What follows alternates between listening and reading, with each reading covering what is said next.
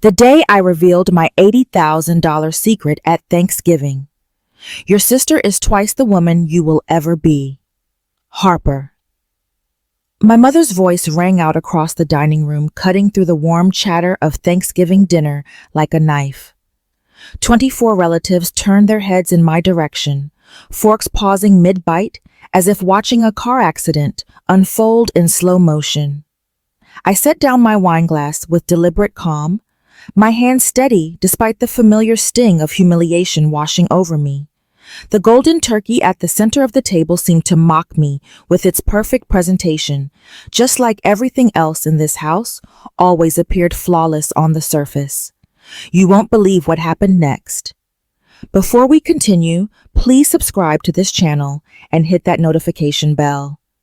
This story about family favoritism and an explosive Thanksgiving dinner gets darker than you can imagine. Drop a comment if you've ever been the responsible child who gets taken for granted, while the golden child gets all the praise. Wonderful, I replied, my voice carrying across the suddenly silent room. Then she can give back the $80,000 I spent on her wedding. The silence that followed was deafening. Even Uncle Robert, who never stopped talking about his fishing trip, sat frozen with his mouth half open. My father nearly choked on his cranberry sauce, coughing violently while my mother's face drained of all color. My sister Brianna looked like she had seen a ghost. My name is Harper. I'm 29 years old, and I work as a supply chain director for Cascade Publishing in Seattle, Washington. I've spent the last 9 years climbing the corporate ladder at one of the most respected publishing houses in the Pacific Northwest. I negotiate 7-figure deals with suppliers. I manage budgets that could fund small towns. I've turned a struggling procurement department into one of the most efficient operations in the industry. Yet somehow, in my mother's eyes, I have never measured up to my younger sister Brianna, the eternal golden child who could do no wrong. Growing up, the pattern was clear and unchanging. Yeah, I was the responsible one. I can still remember being 8 years old, coming home from school to find my mother crying at the kitchen table. Brianna, who was only 5 at the time, had gotten in trouble at preschool for biting another child. The teacher had recommended that Brianna see a child psychologist for behavioral issues. My mother was devastated, certain that this meant her youngest daughter was damaged somehow. I remember standing in that kitchen, backpack still on my shoulders, and saying, "Do not worry, Mom. I will help Brianna learn to be good. I will show her how to behave." At 8 years old, I took on the role of raising my sister. I helped her with homework, taught her to share, intervened when she was mean to other kids. My mother praised me for being so mature, so helpful, so responsible. What she did not realize was that she was training me to believe my worth came from fixing other people's problems. While Brianna spent her teenage years sneaking out to parties and dating boys our parents disapproved of, I was buried in textbooks, earning straight A's, and working 2 part-time jobs to save for college. I remember one night when I was 16, working the closing shift at a coffee shop. It was 11 p.m. on a Friday night, and I was exhausted from a full day of school, plus 8 hours of work. My phone rang. It was my mother asking if I could pick up Brianna from a party. Brianna had called her drunk, needing a ride home. But my mother did not want to go get her because she had just gotten into her pajamas. Could I do it? I was 16, working late on a school night, and my mother wanted me to pick up my 13-year-old sister from a party she should not have been at in the first place. But I said yes, because that was what I always did. I drove 40 minutes to get Brianna, found her throwing up in someone's yard, cleaned her up, drove her home, and put her to bed. My mother thanked me for being so responsible. Brianna never mentioned it again. That became the pattern. Brianna would make messes, and I would clean them up. When Brianna dropped out of community college after one semester to pursue her dream of becoming a social media influencer, I was graduating summa cum laude with a business degree and landing my first corporate job.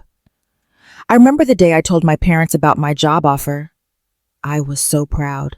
22 years old, fresh out of college, and I had landed a position at a prestigious publishing house with a salary that would allow me to be financially independent. My mother's response was, "That is nice, honey." Then she immediately started talking about Brianna's latest Instagram post that had gotten 5,000 likes. "See, she has such a natural talent for this," my mother said, showing me Brianna's phone. "She is going to be so successful once her platform grows." I looked at the post. It was a selfie of Brianna in a bikini at the beach, captioned with some generic inspirational quote about living your best life. 5,000 strangers had liked it. That to my mother was more impressive than my college degree and job offer. But none of that mattered to my parents. Brianna was beautiful, charming, and vivacious. She had that effortless way of lighting up a room that everyone seemed to adore. At family gatherings, people would flock to Brianna. They wanted to hear about her adventures, her dating life, her plans. They found her entertaining. When they talked to me, it was always the same questions. How is work? Still at that publishing place? That is nice. Then they would turn back to Brianna, drawn to her like moths to a flame. She was spontaneous and fun. She knew how to make people laugh. She would tell stories about her wild nights, out her dramatic breakups, her impulsive decisions. People loved it. They found her fascinating. I, on the other hand, told stories about negotiating contracts and managing supply chains. People's eyes would glaze over within 30 seconds. I was the practical one, the boring one, the daughter who sent birthday cards on time and remembered anniversaries, the daughter who showed up to every family event, never missed a phone call, always offered to help. I kept a detailed calendar with everyone's important dates. I sent thoughtful gifts that showed I actually listened to what people said they wanted. I was the one you could count on to be there to follow through, to do what I promised. But somehow, I never sparked the same pride in my mother's eyes that Brianna did with a single Instagram post. I remember my college graduation. I had worked so hard for that degree, juggling school and work for 4 years. I graduated with honors, with job offers, with a future. My parents came to the ceremony, of course. They took photos, said they were proud. But at the dinner afterward, my mother spent most of the time on her phone checking Brianna's Instagram. Brianna had not come to my graduation. She had a pool party with friends that same day and did not want to miss it. My mother made excuses for her. "She is young," she said. "She does not understand how important these things are yet. She will mature eventually." Brianna was 20 at the time, old enough to understand that her sister's college graduation was important. But my mother's excuses taught her that she did not have to show up for me, did not have to acknowledge my achievements, did not have to make any effort at all. The pattern had been set in stone for years. Brianna would make impulsive decisions, create chaos, and somehow emerge as the victim who needed rescuing. I would be the one expected to clean up the mess, usually with my wallet. My parents never asked directly, of course. That would be too honest, too uncomfortable. Instead, the hints were always there. Brianna is struggling financially right now. Brianna could really use some help with rent this month. Surely Harper could spare a little assistance for family. And like a fool, I always did. I told myself it was because I loved my sister. I told myself it was what family did for each other. I told myself that my hard work and financial stability meant I should help those who were struggling. But deep down, I knew the truth. I was buying approval that would never come. I was trying to earn love that should have been freely given. I was enabling dysfunction because it was easier than setting boundaries. 6 months ago, when Brianna announced her engagement to Derek, a wannabe musician who had never held a steady job in his 31 years of life, I should have seen what was coming. Derek played guitar at open mic nights and called himself an artist. He had a SoundCloud page with 47 followers. He worked part-time as a barista when he felt like it, which was not often. He was charming and good-looking and completely irresponsible. In other words, he was perfect for Brianna. The way my mother's eyes lit up when she started planning the wedding of the century should have been my first warning. She wanted everything to be perfect for her baby girl. The way she casually mentioned the venue, cost the photographer prices the catering expenses, should have been my second warning. She would sigh dramatically about how tight money was, since my father's small consulting firm had lost 2 major clients. She would mention how expensive weddings were these days. She would look at me with those expectant eyes, waiting for me to offer. And I did offer, because that was what I always did. I should have walked away then. I should have said no when the requests started rolling in. I should have recognized the manipulation for what it was. But the requests did not come all at once. That was the clever part. They came gradually spread out over 6 months, each one seemingly reasonable in isolation. It started small. My mother called one evening in March, her voice casual. Harper, honey, Brianna found the most perfect venue for her wedding. It is this beautiful waterfront location with views of the Sound. The only problem is, they need a deposit to hold the date. And you know how tight things have been since your father lost those clients. I was at my desk working late on a procurement project. How much is the deposit? I asked, already knowing I would say yes. $5,000, my mother said quickly. We will pay you back, of course, once things stabilize with your father's business. We just need a little help right now to secure the date before someone else books it. I wrote the check that night, told myself it was a loan that they would pay me back, that this was what family did for each other. 2 weeks later, my mother called again. Harper, the dress. Alterations are going to be more expensive than we thought. Brianna fell in love with this designer gown, but it needs quite a bit of work to fit properly.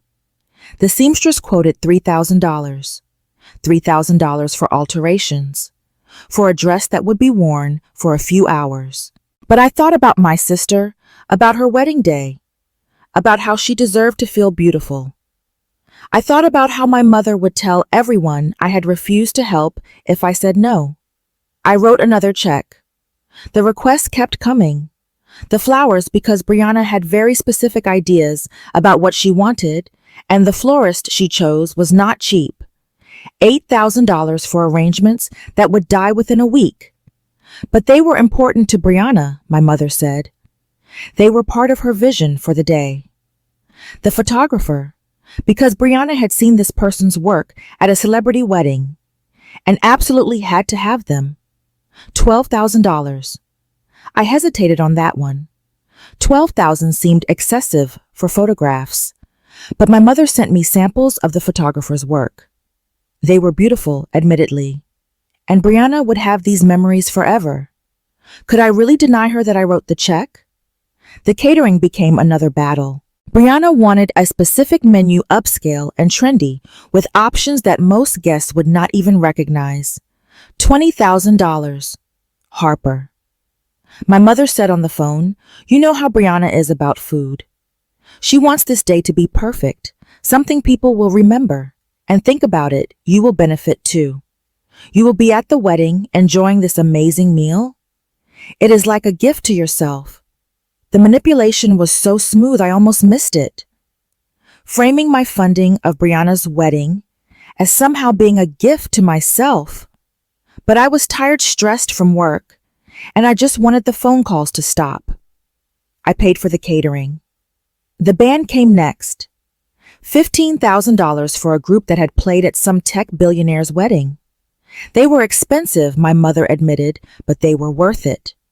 Music makes or breaks a wedding reception, she said. And Brianna has very particular tastes. You know how she is. Yes, I knew how she was. She wanted the best of everything and expected someone else to pay for it. But I wrote the check anyway. The honeymoon was the final straw, though I did not realize it at the time.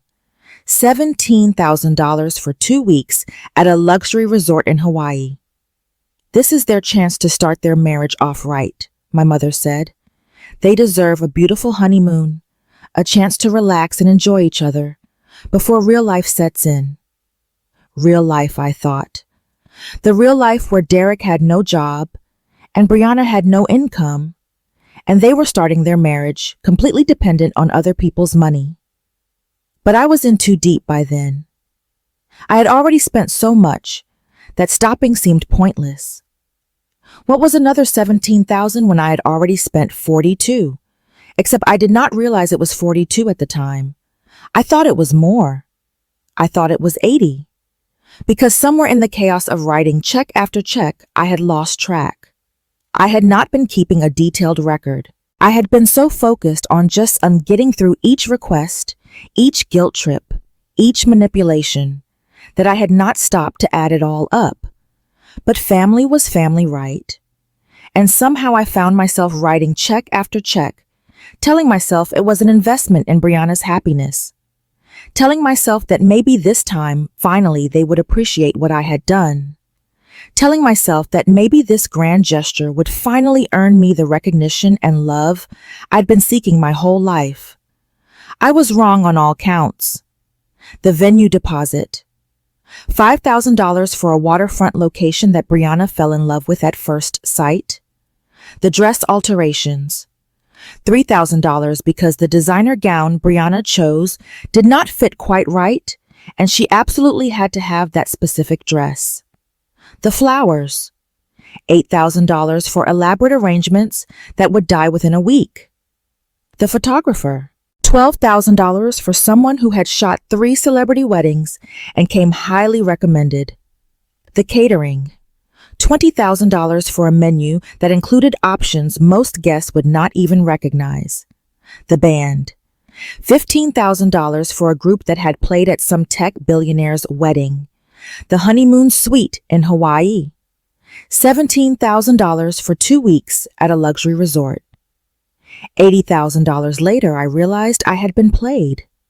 Not gradually, but all at once, sitting at my desk at 3 a.m, reviewing my bank statements and feeling the weight of what I had allowed to happen. I had depleted my savings. I had postponed buying my own house.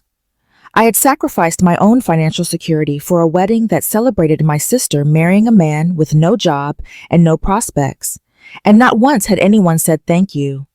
Not once had Brianna or my parents acknowledged the magnitude of what I had done. Instead, my mother continued to sing Brianna's praises while treating my accomplishments as expected, unremarkable, nothing special.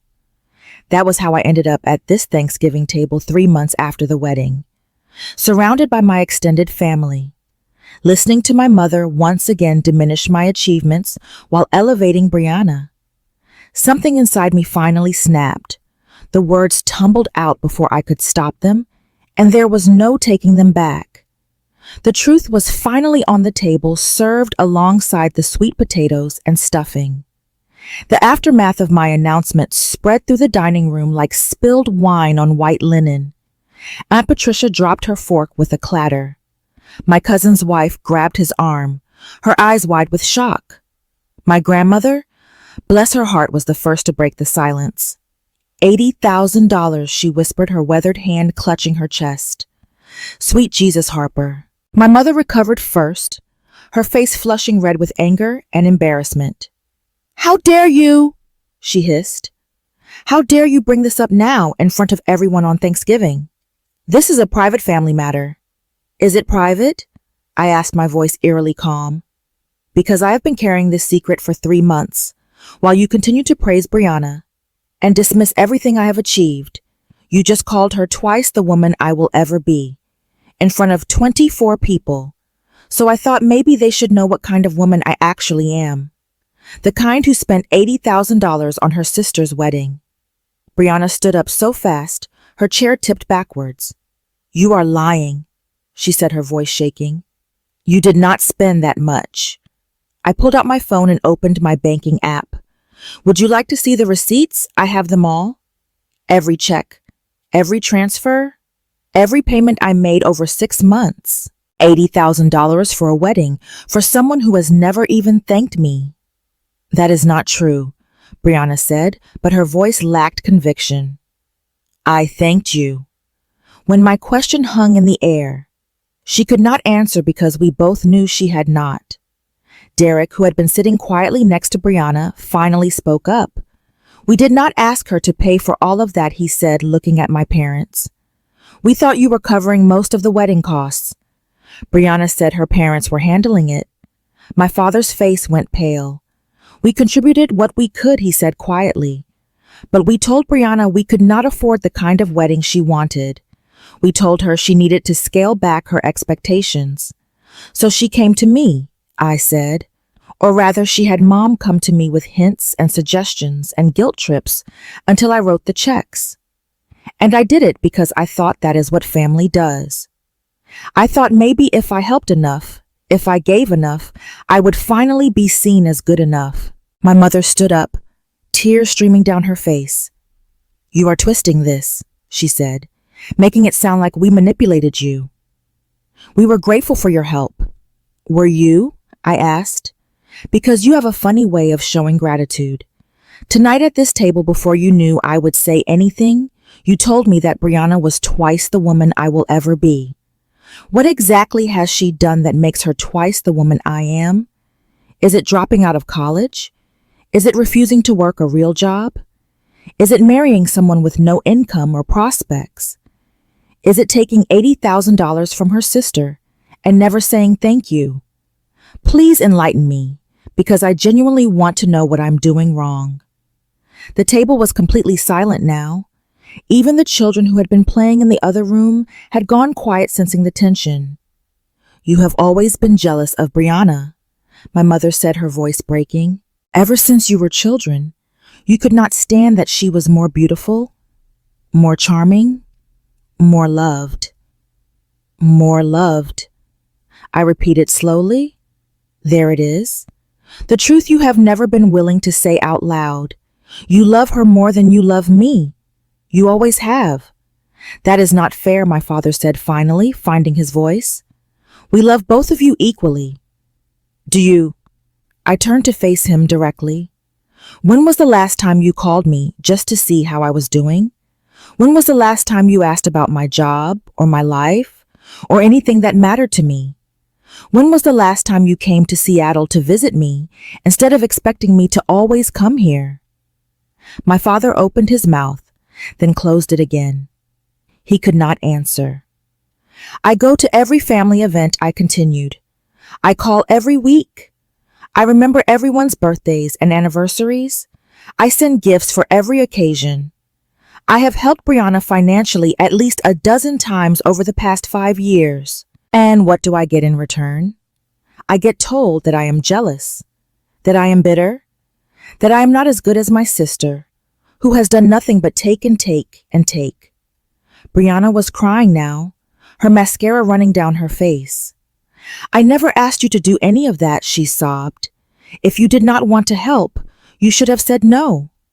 You are right, I said. I should have said no. But you know what happens when I say no? To this family, I get guilt trips. I get told I am being selfish.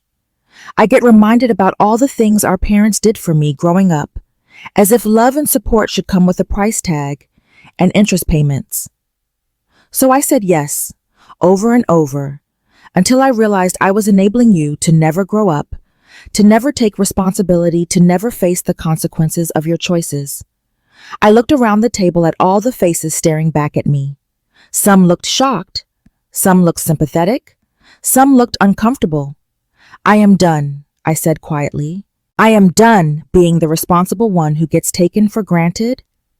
I am done funding Brianna's lifestyle while she contributes nothing. I am done pretending that this family dynamic is normal or healthy or acceptable. I am done. I stood up, grabbed my coat from the back of my chair, and walked toward the door. Harper, wait, my grandmother called out. I turned to face her, this woman who had always been kind to me, who had never played favorites the way my parents did. Yes, Grandma. You did the right thing, she said firmly, speaking your truth. It was overdue. But before you leave, you should know something. What your mother called me last week, asking if I could lend her money to help pay off some credit card debt. When I asked what the debt was from, she admitted it was from supplementing the wedding costs because they had spent more than they could afford trying to give Brianna her dream day. So they knew they were overspending, and they still let me pay for most of it. I felt sick. Your mother was planning to ask you for help with that debt too, my grandmother continued. After the holidays, she was going to frame it as a family emergency and hope you would not ask too many questions. I thought you should know before you leave. Thank you, Grandma, I said quietly, for always being honest with me. I walked out of that house and drove back to my apartment in Seattle, my hands shaking the entire 3-hour drive. When I got home, I sat down at my kitchen table and did something I should have done months ago. I made a list of every payment I had made for Brianna's wedding. It was 3 a.m. I had driven for 3 hours in a state of shock and rage. My hands were still shaking. My heart was still racing. I pulled out my laptop, opened a blank spreadsheet, and started going through my bank statements month by month. March venue, deposit $5,000. March dress alterations, deposit $1,500. April dress alterations. Final payment, $1,500. April florist deposit, $3,000. May florist final payment, $5,000. May photographer deposit, $6,000. May photographer final payment, $6,000. June catering deposit, $10,000. June band deposit, $7,000. July band final payment, $8,000. August catering final payment, $10,000.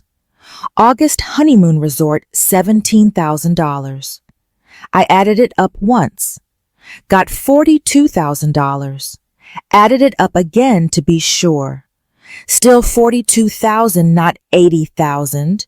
Where had I gotten $80,000? I went back through my records more carefully. Found a few payments I had initially included that were actually for other things. A payment to my parents that I had made to help with their business expenses, separate from the wedding. A transfer that was actually my own vacation fund that I had moved between accounts. A few restaurant charges that I had vaguely remembered might have been wedding related but were actually just regular expenses. In my rage and my hurt, in my overwhelming need to quantify the unfairness of my situation, I had inflated the number without realizing it. I sat there staring at the spreadsheet, feeling a complex mix of emotions I could not quite untangle. $42,000 was still a huge amount of money. It was still more than I should have spent. It was still a devastating financial sacrifice that had delayed my own dreams of homeownership by at least 2 years. But it was not $80,000. And I had announced $80,000 in front of 24 people. I had made a public accusation based on a number I had not verified. I had humiliated my family, myself, everyone at that table with information that was not accurate. The shame of it hit me like a wave. Not shame for speaking up about the unfairness, not shame for finally setting boundaries, but shame for being so careless with facts, for being so consumed by emotion that I had not done my due diligence. I was a procurement manager, for God's sake. I worked with numbers and contracts and precise details every single day. How had I been so reckless with something this important? I sat at that kitchen table until the sun came up, reviewing my calculations over and over, hoping I would find an error that would prove I had been right after all. But the number remained the same. $42,000, not $80,000. I had been wrong. And now I had to admit it to everyone I had just publicly called out. The thought made me sick. Part of me wanted to just leave it. Let them think it was $80,000. After all, $42,000 was still substantial. The unfairness was still real. Did the exact number really matter? But I knew it did matter. Truth mattered. Accuracy mattered. If I wanted to claim moral high ground, if I wanted to demand honesty and accountability from my family, I had to hold myself to the same standard, even when it was humiliating. Even when it meant admitting I had been wrong in front of everyone I had just accused. I spent the next 3 hours composing that email to my family. I wrote it, deleted it, wrote it again. Tried different tones, different explanations, different levels of apology. Eventually, I settled on something simple and direct. An acknowledgement of my error. An apology for the incorrect number, but also a clear statement that the underlying issue remained true. I hit send at 7 a.m. and immediately wanted to take it back. But it was done. The truth was out there, flawed and imperfect as it was. The next morning, I sent an email to my entire family.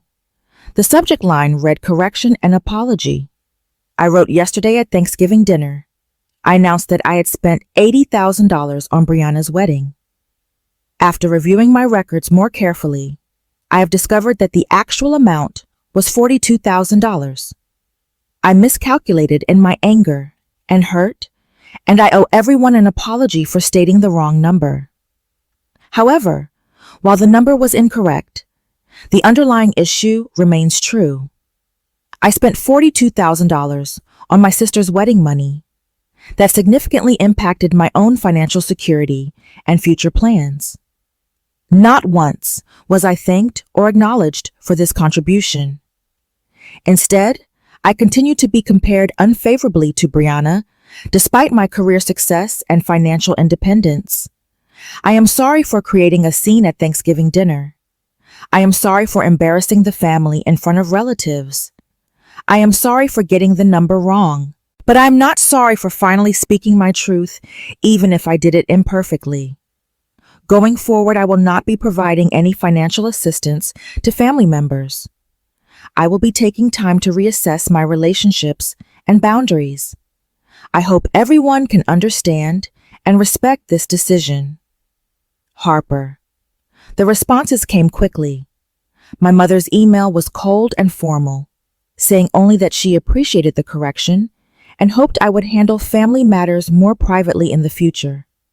My father's email was longer, acknowledging that they had perhaps relied on me too much financially and that they needed to have honest conversations as a family. Brianna did not respond at all. But my grandmother called. "Harper," she said when I answered, "I am proud of you for admitting your mistake." That took courage. "It was a big mistake, Grandma," I said. "I humiliated myself and them by throwing out a number that was not even accurate." "You made a mistake in the heat of the moment," she said. "But you owned it. You corrected it. That shows character. And the real issue, the fact that you spent $42,000 on a wedding and were never thanked, that is still true. The number does not change the problem." I did not know what to say to that.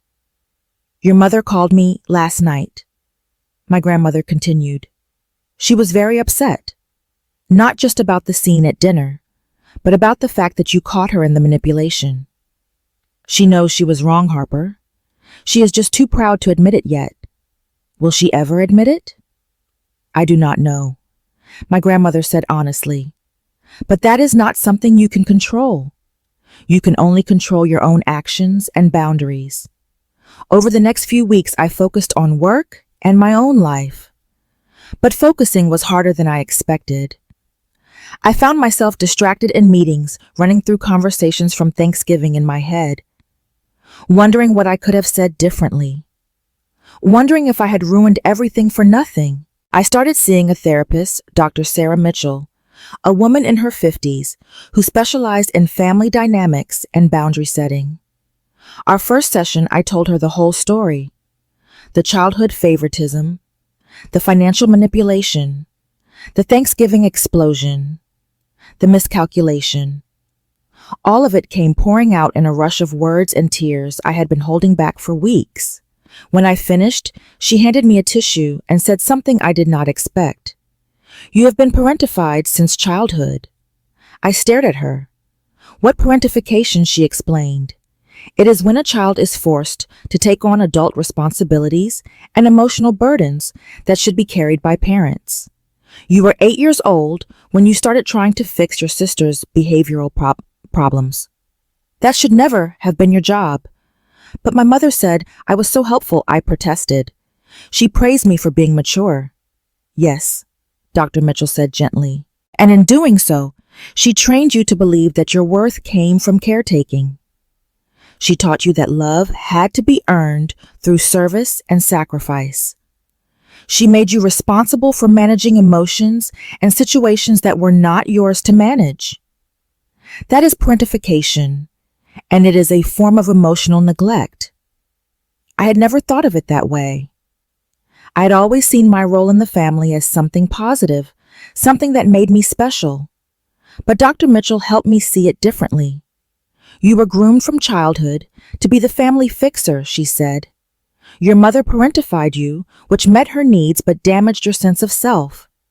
Then as an adult, that pattern continued with you being expected to financially rescue your sister. The roles were set when you were too young to consent to them. Over the next few months of therapy, I started to understand things I had never questioned before. How my mother's praise for being responsible was actually reinforcement for taking on burdens I should not have carried. How my father's passivity enabled the dysfunction by never stepping in to protect me. How Brianna had been damaged too in different ways by being protected from consequences and never taught to be independent. How all of us had been playing roles assigned in childhood that no longer served any of us.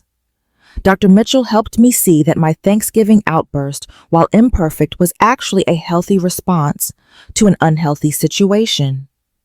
You finally said no, she told me in one session. You finally stopped playing your assigned role.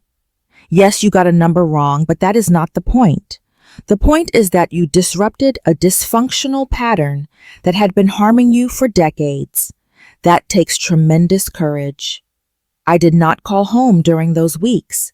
I did not reach out to Brianna. I spent time with friends who had never met my family, who knew me as Harper, the successful professional, not Harper, the family doormat. I went to therapy every week. I journaled about my childhood, my resentments, my hopes for better relationships. I read books about family systems and codependency and boundary setting. I started to see myself clearly for the first time in my life, not as the responsible daughter who never measured up, but as a woman who had survived a dysfunctional system and was finally strong enough to demand something better. I also started seriously looking at houses to buy, now that I knew I could not touch my remaining savings for family expenses. For years I had been putting off this dream, telling myself I needed to have more. Save needed to wait for the perfect time, needed to be more prepared. But the truth was, I had been afraid. Afraid that if I invested in my own future, my family would see it as selfish. Afraid that if I stopped being available to rescue them, they would stop loving me. Afraid that my worth was tied to my usefulness. Now working with Dr. Mitchell, I started to see that fear for what it was. A trauma response from years of being taught that my needs mattered less than everyone else's. So I started house hunting, not frantically, not desperately, but thoughtfully, looking for a place that felt like mine, that represented the life I wanted to build, that had nothing to do with earning anyone's approval. I found a beautiful craftsman in a quiet Seattle neighborhood. 2 bedrooms, original hardwood floors, a view of the water from the upstairs windows. It needed some work, but it had good bones. It felt right. I made an offer. It was accepted. And for the first time in my adult life, I made a major decision without consulting my parents or worrying about how it would affect Brianna. I just did what was right for me. Then 3 weeks before Christmas, Derek showed up at my office. Harper, can we talk? He looked nervous, uncomfortable, like he would rather be anywhere else. How did you even know where I work? Brianna told me, he said. Look, I know you probably do not want to see anyone from the family right now, but I need to talk to you about something important. I considered sending him away, but curiosity won out. Fine, I said, but you have 5 minutes. We went to a coffee shop across the street from my office. Derek ordered a black coffee and sat across from me, fidgeting with his cup. I did not know, he said finally. About the money. About how much you paid for the wedding. Brianna told me her parents were covering most of it. She said you helped with a few things, but I thought it was maybe $5,000 or $10,000, not $42,000. Did you come here to tell me you are sorry? Yes, he said, but also to tell you something else. Brianna and I are getting divorced. I stared at him. What we have been fighting nonstop since Thanksgiving, he said. The truth is our marriage was built on a foundation of other people's money and Brianna's expectations that someone would always bail her out. When you cut off the financial support and her parents could not help anymore because they are struggling too, we had to face reality. And reality is that we are not ready to be married. We were playing house with other people's money. And now that the money is gone, we do not have anything left. I did not know what to say. I am sorry it came to that. Do not be, Derek said. This is the wake-up call I needed. I have been coasting through life expecting things to work out without putting in any real effort. Your outburst at Thanksgiving, as messy as it was, made me realize that I need to get my act together. I have been taking everyone for granted, especially Brianna, and she has been taking everyone for granted too. We were perfect for each other in the worst possible way. What are you going to do? Now I am moving back in with my parents in California, he said. I'm going to get a real job, any job, and start paying off the credit card debt I racked up during the wedding and honeymoon. I'm going to grow up, basically. Better late than never. And Brianna? She is moving back in with your parents, Derek said. She's pretty angry about the whole situation. She blames you for ruining her marriage. Of course she does, I said, because taking responsibility would require admitting she did something wrong. Derek nodded. That is exactly what our therapist said. We tried counseling for a few weeks, but Brianna could not get past the idea that everyone else was the problem. She could not see her own role in any of it. I wished him well and went back to work feeling strange about the whole conversation. Part of me felt vindicated that the truth had come out. Part of me felt guilty that my outburst might have contributed to their divorce. But mostly I felt tired. Tired of carrying everyone else's problems. Tired of being the responsible one. Tired of trying to earn love and appreciation that should have been freely given. Christmas came and went without any communication from my parents or Brianna. I spent the holiday with friends in Seattle, and it was one of the most peaceful Christmases I had ever had. No drama, no comparisons, no guilt trips, just good food, good company, and genuine appreciation for each other. In January, I received a letter in the mail from my mother. Not an email, but an actual handwritten letter. Dear Harper, it began. I have spent the past 2 months thinking about what happened at Thanksgiving, about the things you said, and the things I said, and the years of dysfunction that led to that explosive moment. I have been in therapy trying to understand why I treated you and Brianna so differently. My therapist helped me see that I projected my own insecurities onto both of you. I was hard on you because I saw myself in you, the responsible, practical daughter who always did what was expected. I favored Brianna because she represented everything I wished I could have been, carefree and spontaneous. But in doing so, I hurt both of you.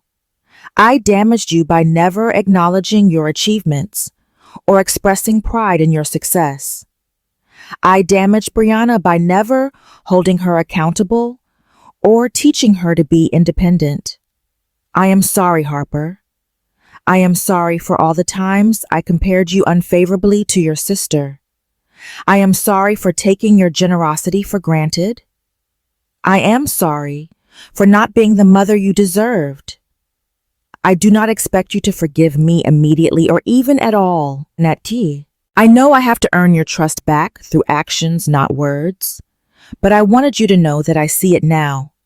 I see how wrong I was, and I'm committed to doing better. Love, Mom. I read the letter 3 times. It was not perfect. It did not undo years of hurt and favoritism, but it was a start. I called my mother that evening. Mom, I said when she answered, I got your letter.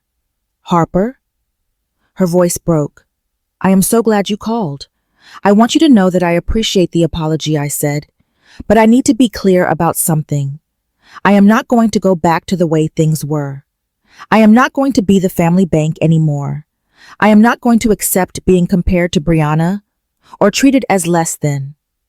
If we are going to rebuild our relationship, it has to be on different terms. I understand, my mother said. Your father and I have been talking about this a lot. We realize we put too much pressure on you to be perfect and too little pressure on Brianna to be responsible. We want to change that. Actions, not words, I said. I need to see change, not just hear about it. Fair enough, my mother said. Can we start with Sunday dinners? Once a month? Just family. No expectations except to spend time together. I thought about it. Okay, I said finally. But if anyone brings up money or makes comparisons, I am leaving. And I mean that. Understood, my mother said. The first Sunday dinner was awkward. More than awkward, actually. It was excruciating. I arrived at my parents' house at exactly 6 p.m. as requested. Brianna's car was already in the driveway. I sat in my car for 5 minutes, gathering courage, reminding myself of what Dr. Mitchell had said. You are choosing to give them a chance, but you are not obligated to accept mistreatment. You can leave at any time. Your attendance is a gift, not a guarantee. I walked in, carrying a bottle of wine, a neutral offering that did not seem like too much or too little. Brianna was there, still living with our parents, still not speaking to me directly. She was setting the table, moving around the dining room like I did not exist. My father tried too hard to be cheerful, talking about the weather and a documentary he had watched, his voice too loud and too bright. My mother kept looking at me nervously, as if expecting me to explode again at any moment. Her hands shook slightly as she brought out the food. We sat down to eat. The silence was oppressive, broken only by the scraping of silverware against plates. Harper, my father said finally, how is work going? It is going well, I said. We just closed a major deal with a new supplier that will save the company about $300,000 annually. That is wonderful, he said. Really impressive. And then silence again. In the past, this would have been the moment when someone would have pivoted to talking about Brianna. But everyone seemed hyper-aware that comparisons were off limits now. Brianna, my mother said carefully. How was your week? Fine, Brianna said shortly. I worked. I came home. Nothing exciting. More silence. We made it through the main course without any major incidents. No one brought up money. No one made comparisons. No one mentioned Thanksgiving or the explosion or any of the painful topics hanging in the air between us. It was not comfortable, but it was not terrible either. Progress, I thought. Painful, uncomfortable progress. The second Sunday dinner was slightly less awkward. I arrived to find Brianna already there, and this time she made eye contact with me. Just briefly, just for a second, but it was something. Hi, she said. Hi, I responded. My father asked about my work without changing the subject halfway through to talk about something else. He actually listened to my answer, asked follow-up questions, seemed genuinely interested. My mother complimented something I said about a challenging negotiation I had handled. Your ability to stay calm under pressure is really impressive, she said. I got that from you, I said, surprising myself. You were always good at handling stress when we were growing up. My mother's eyes filled with tears, but she smiled. Thank you for saying that. We made it through dinner and even lingered over dessert, talking about neutral topics. A documentary my father had watched, a book my mother was reading, a new restaurant that had opened downtown. It was not deep or meaningful, but it was civil. It was a start. By the third Sunday dinner, Brianna and I were speaking again, though our conversations were stilted and careful. She had gotten a job as an assistant manager at a retail store, she told me when I asked. It is not glamorous, she said, her voice defensive. But it is steady income, and they are promoting from within, so there is room for growth. That is great, I said. And I meant it. Really, Brianna? I'm glad you found something stable. She looked at me suspiciously, as if waiting for sarcasm or judgment. When none came, she relaxed slightly. It is weird, she admitted. Having to actually show up every day, deal with difficult customers, follow someone else's rules. I feel like I am starting from scratch at 26 years old. Better now than never, I said gently. I know that probably sounds preachy coming from me. No, she said slowly. It sounds true. I wish I had figured this out years ago. Maybe if I had, things would be different now. We cannot change the past, I said, but we can learn from it. That counts for something. She nodded, and for just a moment I saw something in her eyes that looked like regret. Real regret, not just regret that she had been caught or faced consequences. Regret for the time wasted, the opportunities missed, the relationships damaged. One evening, about 4 months after the Thanksgiving explosion, Brianna asked if she could talk to me alone after dinner. My parents excused themselves, giving us space in the living room. Brianna sat on the edge of the couch, picking at her nails, clearly nervous. I need to say something, she started, and I need you to let me get through it without interrupting, because if I stop, I might lose my nerve. Okay, I said. I owe you an apology, she said. A real one, not just words to make things better, or to get back in your good graces. A genuine apology for the way I have treated you for most of our lives. She took a deep breath. I took you for granted, she continued. Your generosity, your help, your love, your presence. I treated all of it like it was owed to me, like it was my right, as the younger sister, to have you clean up my messes and fund my dreams. I never said thank you for the wedding, because somewhere in my messed up brain, I had convinced myself that you offered freely, so I did not need to be grateful. Like it was just something sisters did for each other. But that is not true. And I know it now. You gave me an incredible gift, one that cost you your own savings and your own dreams. And I never acknowledged it. Not once. Not even a thank you card. She was crying now, tears streaming down her face, but she kept going. I am sorry, Harper. I am sorry for expecting you to always be the responsible one while I got to be the fun one. I am sorry for letting Mom compare us and never standing up for you when she did. I am sorry for never appreciating everything you did for me. All the times you helped me, all the messes you cleaned up, all the money you gave. I am sorry for taking and taking and taking without ever giving anything back. And I'm sorry it took losing everything, my marriage and my lifestyle and my sense of security, for me to finally see how selfish I had been. I looked at my sister, really looked at her. She had lost weight since the wedding. Her clothes hung looser on her frame. There were dark circles under her eyes from working long retail hours. Her hair was pulled back in a simple ponytail, no longer the carefully styled, Instagram-ready perfection she used to maintain. But there was something different in her eyes, something more grounded, more real, more present than I had ever seen before. This was not the Brianna who charmed her way through life, expecting everyone else to handle the hard parts. This was someone who was learning painfully and slowly what it meant to take responsibility for yourself. We went for a walk around my parents' neighborhood. The spring air was warm, and the flowers were blooming, and everything felt like renewal. I owe you an apology, Brianna said finally. A real one, not just words to make things better. Okay, I said, waiting. I took you for granted, she said. I took your generosity and your help and your love, and I treated it like it was my right instead of your choice. I never said thank you for the wedding, Because I convinced myself that you offered, so I did not need to be grateful. But that was wrong. You gave me an incredible gift, and I never acknowledged it. She stopped walking and turned to face me. I am sorry, Harper.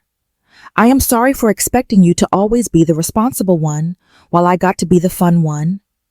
I am sorry for letting Mom compare us without ever standing up for you. I am sorry for never appreciating everything you did for me. And I'm sorry it took losing my marriage and my lifestyle and my sense of security for me to finally see how selfish I had been. I looked at my sister, really looked at her. She had lost weight. She looked tired, but there was something different in her eyes. Something more grounded and real than I had ever seen before. Thank you for saying that, I said. I know it does not fix everything, Brianna continued, and I know you have every right to never help me again. But I want you to know that I am working on paying you back. It will take time, probably years, but I am committed to it. I have a payment plan worked out. You do not have to pay me back, I said. Yes, I do, Brianna said firmly. Not because you need the money, but because I need to do it. I need to prove to myself that I can take responsibility for my choices and their consequences. I need to show you that I'm serious about changing. Okay, I said. Then I will accept your payments. But only if you promise me something. What, promise me that you will keep working on yourself? Keep going to therapy? Keep learning to be independent? Not for me or for Mom and Dad, but for yourself. Because you deserve to know who you are when you are not depending on other people to take care of you. Brianna started crying. I promise, she said. We hugged, then awkwardly at first, then more genuinely. It was not a fairy tale reconciliation. It was not instant forgiveness or healing, but it was a start. Over the next year, things slowly improved. My mother made real efforts to treat both daughters equally. She stopped making comparisons. She started asking about my life with genuine interest. She acknowledged my achievements without diminishing them. My father became more present, more engaged, more willing to have difficult conversations instead of avoiding them. He apologized for his role in the family dysfunction, for being passive when he should have been protective. Brianna sent me a check for $500 every month. Sometimes it came with a note, sometimes just the check. But it always came on time. She was working 2 jobs now, the retail position and freelance social media management for small businesses. She had an apartment with a roommate. She was building a life that did not depend on other people's money. Derek reached out, occasionally updating me on his progress. He had gotten a job in sales and was slowly paying off his debts. He and Brianna had finalized their divorce amicably. He seemed happier, more grounded, more at peace with himself. And me? I bought a house. A beautiful 2-bedroom Craftsman in Seattle with a view of the water. I furnished it exactly how I wanted, with no one else's input or approval needed. I started dating someone I met through work, a stable man, who had his life together and did not expect me to fix his problems. I continued going to therapy, working through years of feeling like I had to earn love through achievement and generosity. I learned to set boundaries without guilt. I learned to say no without apology. I learned that being the responsible one did not mean being the doormat. The following Thanksgiving, we all gathered at my grandmother's house. It was smaller than the previous year, just immediate family. No extended relatives to witness or judge. Before dinner, my mother asked if she could say something. I want to thank everyone for working so hard this year to rebuild our family, she said. Especially Harper, who had every right to walk away and never look back, but chose instead to give us a chance to do better. My father raised his glass. To Harper, he said, who taught us all what real strength looks like. Not the ability to be perfect, but the courage to demand better. Brianna stood up, her own glass raised. To my sister, she said, her voice shaking slightly, who loved me enough to call me out when I needed it, even when it cost her relationships and peace. I am still learning from your example every day. I felt tears prick my eyes, but they were different tears than last year. Not tears of hurt or rage or humiliation, tears of hope, tears of healing, tears of family finally becoming what it should have been all along. To all of us, I said, raising my own glass, for having the courage to change. We clinked glasses and sat down to dinner. The turkey was perfect. The conversation was genuine. The love for the first time I could remember felt equally distributed. That night, lying in bed in my own house that I had bought with money I had earned, I thought about that explosive Thanksgiving dinner 1 year ago. The moment I had revealed my $80,000 secret. Except it had not been $80,000. It had been $42,000. I had been wrong about the number, and that had embarrassed me, humbled me, forced me to admit I was not perfect, even in my anger. But I had not been wrong about the underlying truth.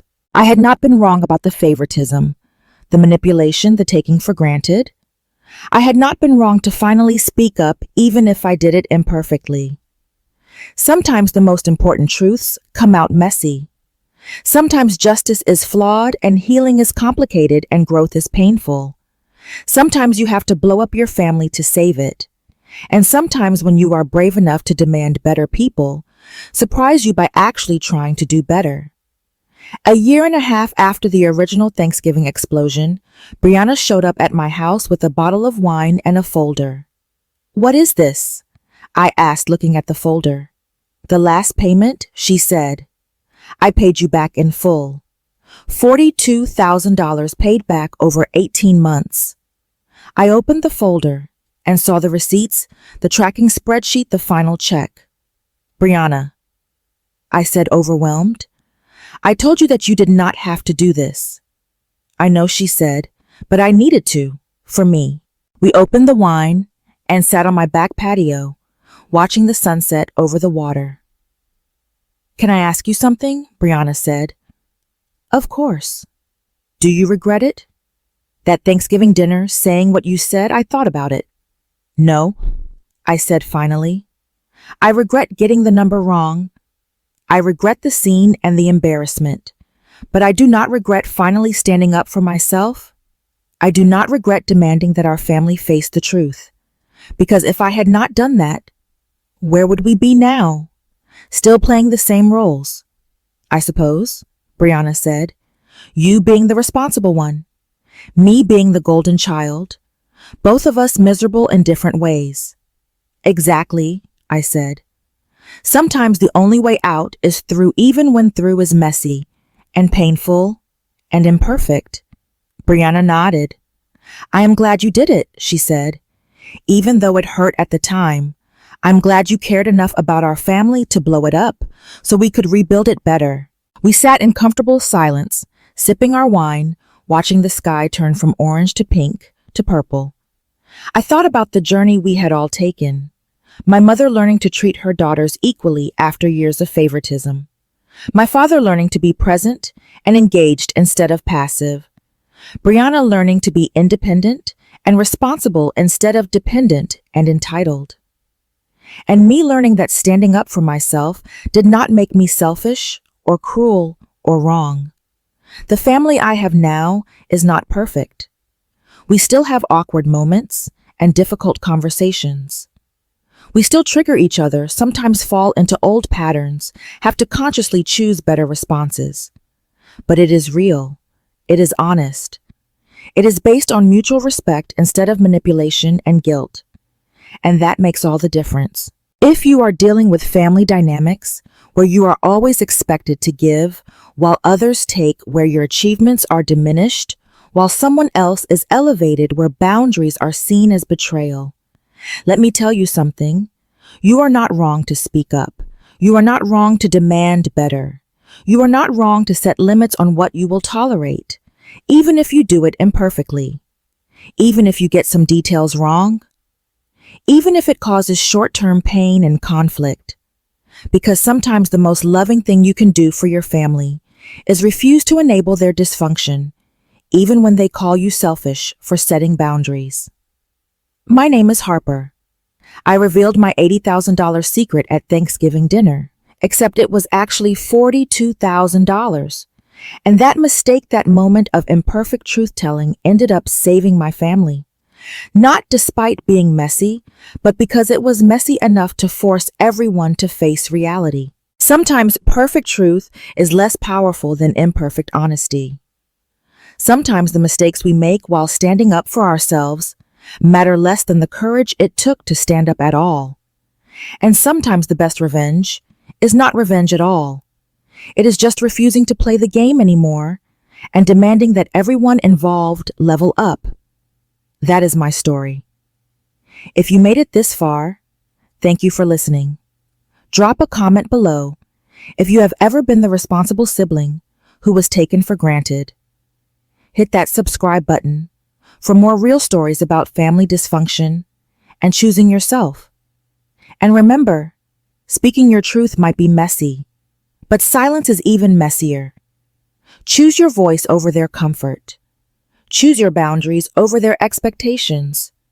Choose yourself even when it is hard. Thanks for watching.